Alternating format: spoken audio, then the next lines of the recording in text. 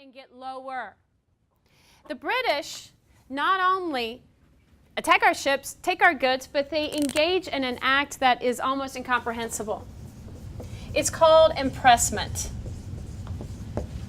We need to make sure we have that down. Impressment goes beyond taking cargo. It is taking human people off ships.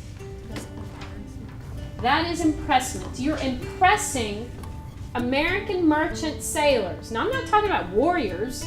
I'm not talking about military men. I'm talking about just average men and their sons on a ship trying to make a living selling their wares and their goods and their cargo.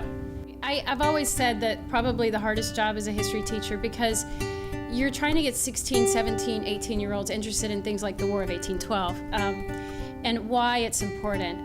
Many times kids, they start off, at least with their junior year with me, many of them seem to be most interested in, well, what do you want me to know, Ms. Costarides, just for the test? And my goal is to get them to not really care necessarily what's going to be on that standardized test, but why all of this is really important. I don't have a philosophy of teaching, but I have many ways of looking at it. First of all, I think the most important thing is that you really need to enjoy what you're teaching. That's probably the most important thing because that's what's going to get the kids really interested in what you're doing. I mean, my first year teaching was, I had 4 preps, 30-something kids in each class.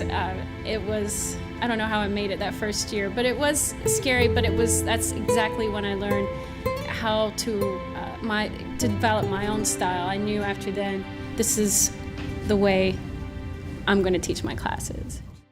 England sees the fact that we're trading with France as supplying their enemy. We don't know what to do. We could stop trade. Is that smart? That's not going to work.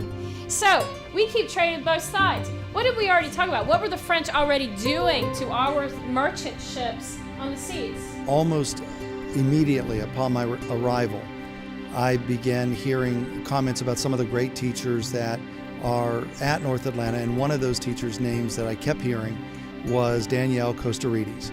And what an engaging, what a bright, what an enthusiastic teacher, energetic teacher that she is. There are many people that know a lot about history, but it doesn't mean they're going to be very good at explaining it to kids.